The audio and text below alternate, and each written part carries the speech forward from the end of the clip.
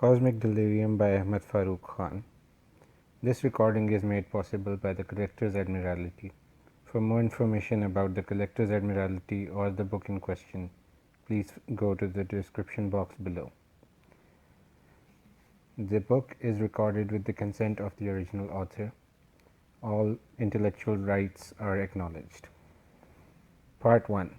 A dust mote amidst the turbulent cosmic shores of abysmal darkness orbiting a spark of dying flames, hosts life of insignificant proportions that swells up in immortal arrogance. Dream fragments and subtle phobias merge into one, giving birth to deeper yet abnormal fantasies, captivating mankind and forcing them to conform. How vast and infinite is the span of this vivid homeland no mortal has the ability to comprehend, but has the gift to dream. Eldritch chords, grotesque formations, and odd musical notes emerging from the distant unknown, impregnating the lunatics with divine interventions and causing them to bash out against social norms. Oh, how queer was this absurd pattern! Yet how usual and normal it is, and it will forever remain. Yet these lurid fantasies, the grim nihilist approach, was still one of the usual hauntings that lurked deep within the crevices of the dreamer's dreams. He had been asleep for a while, snoring sporadically in class, unaware of his surroundings yet completely aware of mortal insignificance. His head rested upon the wooden desk, his eyes tightly shut, his mouth wide open. He snored gently as he drooled over his calculator. He had been asleep for 5 minutes, and the teacher had not noticed him. The teacher had regarded the backbenchers as insignificant beings ushered into a bizarre world not suitable for them. Eleanor was seated beside the sleeper, and the sleeper to her seemed like an odd creature belonging to a weird class of human beings whose meaningless dreams were the only things they ever lived for. Eleanor was greatly bothered by his endless yet gentle snores, and hence the lectures of the teacher were not clearly audible to her. She had raised her hand twice to alert the teacher of her existence within the class, as she wanted permission to be seated at the front seat, and to be seated as far away as possible from the sleeper. Twice the teacher noticed her, and at both times he nodded at her to keep her arm down. Eleanor was an attractive optimist, with keen endeavors aimed towards casting herself into the philanthropic yet highly humanitarian swarms of medicine devoted towards an endless onslaught against microbial life forms that bred pestilence. She was a brunette, and had a fine pair of brown eyes. Her long brown hair had grown down to a few inches below her shoulders. She was a perfectly nice student with a satisfactory student profile. She was among accepted human beings. She was definitely not among the last benchers. Time was most vital to her, and so was it a great nuisance. Time would irritate her to such a great extent that her fair face would glow red in rage, as she would swear silently to herself, threatening time and blaming it for all the troubles and problems it would lead her to. Time was like a friend to her.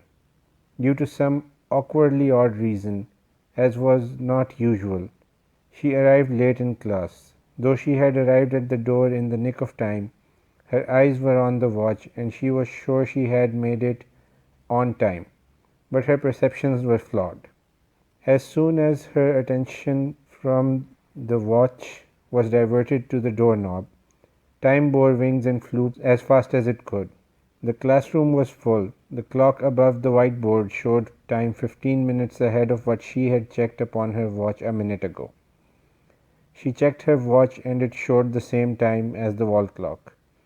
The teacher was busy explaining Newton's law of gravity and angrily gestured Eleanor to be seated immediately. Terrified by the sudden display of rage, she found an empty seat next to Al-Muallim. Al-Muallim was the victim of social isolation and constant bullying. He smiled at Eleanor as she took her seat. She returned the smile hastily just to notice that he had fallen asleep at that very moment. Al-Muallim would sleep throughout the entire class. He would not wake until the bell rang. Teachers would fail at maximum attempts of waking up the lad and would quit at the end. At recess, he would enjoy his solitary time sleeping curled up beneath the benches or swings. He feared bullies and he had to find a secure spot to carry out his covert slumbers in peace.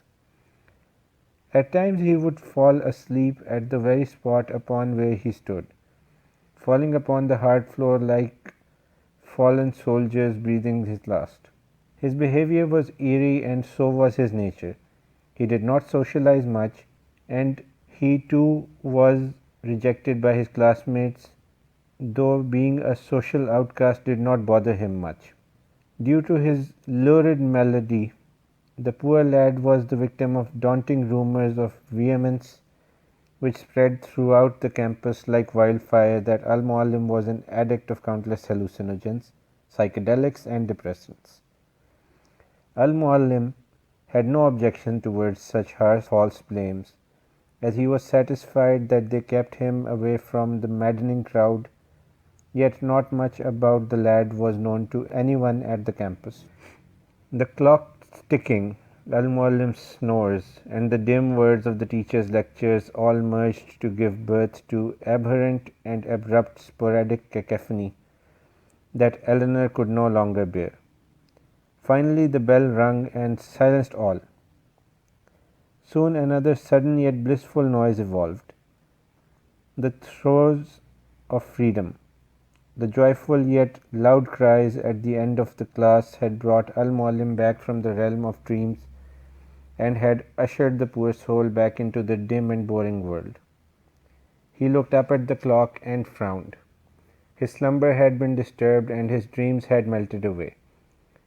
The long and cumbersome day at school had ended with the ringing of the fateful bell, and all walked away, with great joy praising the Almighty Saviour, the bell, and looked forward to their exodus from the school grounds with great pleasure. Eleanor was troubled with strange visions of lands unseen to her. Her thoughts were troubled. Her head started to ache. She got up from her chair and walked out of the classroom door. She had felt a sudden urge to go up and speak to Al-Muallim. Repeated words of a strange maiden within her visions kept on urging her to walk up to the odd misfit and talk to him. She started to follow him out the class, avoiding direct eye contact with friends as she chose not to be hindered in her task. She cleared her throat as she drew near to him. They had exited the campus building, and the bright rays of the almighty star, the sun, seemed brighter and more blinding than usual.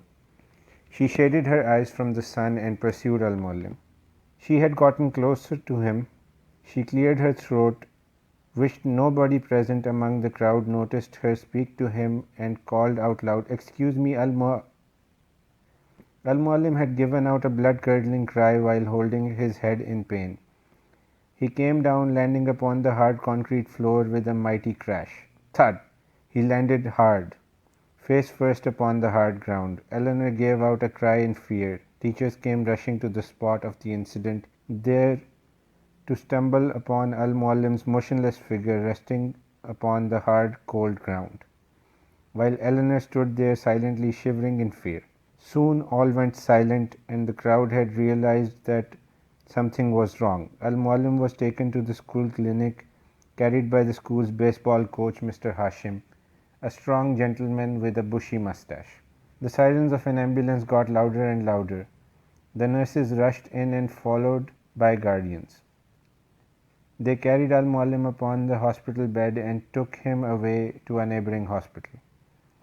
Tears trickled down Eleanor's cheeks and her lips trembled. Her face bore expressions of fear, failure, and sorrow. She tightly clenched her fists, cursed the time for flying so fast, and walked away home, trembling greatly of the shock she had received from the bizarre incident. End of chapter 1.